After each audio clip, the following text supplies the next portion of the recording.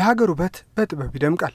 በተቃራኒው የሀገር መልካም ስምም በጥበብ ይጎድፋል። ይህን ያህል ጉልበት ያላት ጥበብ ከጥላቻ ይልቅ ፍቅርና ይቅር ባይነትን፣ ከጥፋት ይልቅ ልማትን፣ ከድህነት ይልቅ እድገትን በመስበክ ህዝቦች ያላቸውን ትስስር እንዲያጠናክሩ በሀገር ግንባታና ልማት ላይም የነቃ ተሳትፎ እንዲያደርጉ አቅም አላት። ይህንን አቅም በተገቢው መጠቀም ደግሞ የብልሆችና የአስተዋይ ዜጎች ቀዳሚ ምርጫ ነው። የጥበብ አቅም ከፍ ሲልም ደግሞ ዜጎች በሀገር ሉዓላዊነት ሊዳፈር የመጣን ጠላት የህይወት መስዋዕትነት እስከ መክፈል የሚያደርስ የስነ ልቦና ጥንካሬን በማጎናጸፍ ሀገር እንዳትደፈር ታደርጋለች።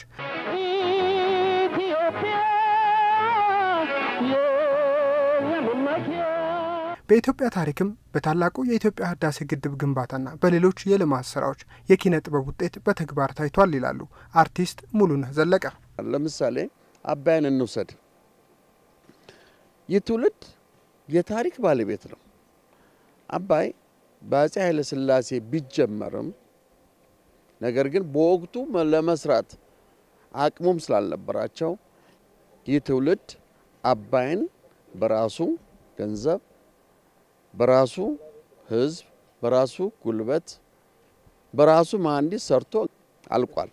አሁንም የአዲስ አበባ ከተማን እንደ ስሟ አበባ ለማድረግና ዓለም አቀፍ ተወዳዳሪነቷን ለመጨመር ለህዝቦቿም ምቹ ከተማ እንድትሆን እየተሰሩ ያሉ ስራዎች በዚሁ በኪነ ጥበብ ጎልተው መታየት አለባቸው። ያኔ ህዝቡ ለልማት ለከተማዋ እድገት እያበረከተ ያለው አስተዋጽኦ ይጠናከራል፣ ከፍ ሲል ለሀገሩ ያለው ፍቅር ይጨምራል። ለዚህ አጋዥ እንዲሆንም የኪነ ጥበብ ባለሙያዎች በከተማዋ በተለይ በልደታ ክፍለ ከተማ እየተከናወኑ ያሉና የተጠናቀቁ የልማት ስራዎችን ጎብኝተዋል።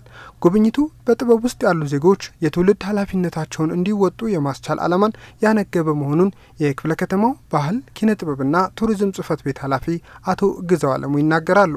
በመንግስትና በኪነ ጥበብ ባለሙያው መካከል ቅርርብ ለመፍጠር የተሻለ መግባባት ለመፍጠር እንዲሁም ደግሞ የኪነ ጥበብ ሙያ ትልቅ ጉልበት ነው ለሀገር በተለይ ለሀገረ መንግስት ግንባታ ለብሔራዊ ትርክት ግንባታ የኪነ ጥበብ ሚና እጅግ የጎላ ነው።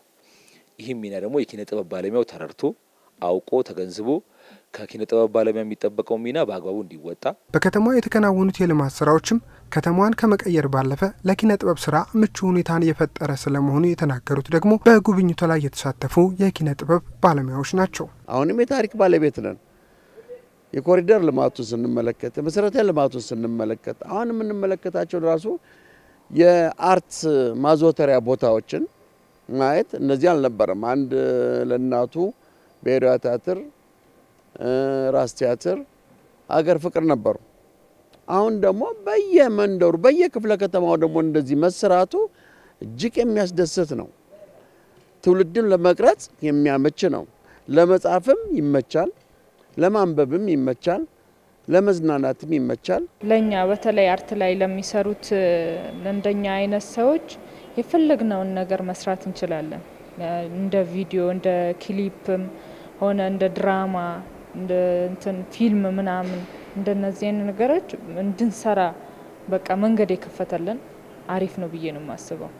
መስሪያ ቦታዎች ማጣት እንደገና ከሱ ባለፈ ደግሞ ለኪነ ጥበብ ብቻ ሳይሆን መዝናኛ ቦታ የማጣት ችግሮች ነበሩ። በዚህ መተፋፈግ ውስጥ ደግሞ በቃ ዝም ብለ በቸልተኝነት ወደ ሱሰኝነት መሄድ ወደ የማይሆኑ አልባሌ ቦታዎች መሰማራት ነበር። እቺ መተንፈሻ መንገድ ማግኘት ራሱ ከነዚህ ነገሮች የመቀነሻ አሪፍ መንገድ ነው የሚል አስተሳሰብ አለኝ። ስለዚህ እስካሁን ባየሁት ነገር እንደ ክፍለ ከተማ አይደለም እንደ ሀገር እጅግ በጣም ደስ ብሎኛል። በዚህ ምቹ ሁኔታ ተጠቅሞ ሀገርን ማሳደግ ትውልድን መገንባት ደግሞ የኪነ ጥበብ ባለሙያው ኃላፊነት ስለመሆኑም ተመላክቷል።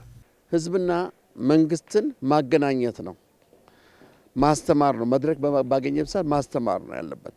አርት ለከሌ ሳይወግን ማንኛውም ኢትዮጵያ ውስጥ ያሉት አርቲስቶች በስዕልም ይሁን በሙዚቃም ይሁን በቲያትርም ይሁን በፊልም ስራዎችም ይሁን ህዝብና መንግስት የሚያገናኝ ስራ ትውልድን የመቅረጽ ኃላፊነት አለበት። ኃላፊነት ብቻ ግዴታም አለበት። የእውነቱን ነግራለ ግዴታም አለበት። ስለዚህ ምንድነው በዚህ በልማት ስራ ውስጥ በአንድነት ውስጥ ነገ ራዕይ ያለን ሰዎች ነን። ዛሬ ላይ አንድ እርምጃ ተራምደን ነገ ላይ ዛ ቦታ ላይ የምንደርስ መሆናችንን ማስተማር በጣም በርካታ ጥበብ ያላት ሀገር ናት።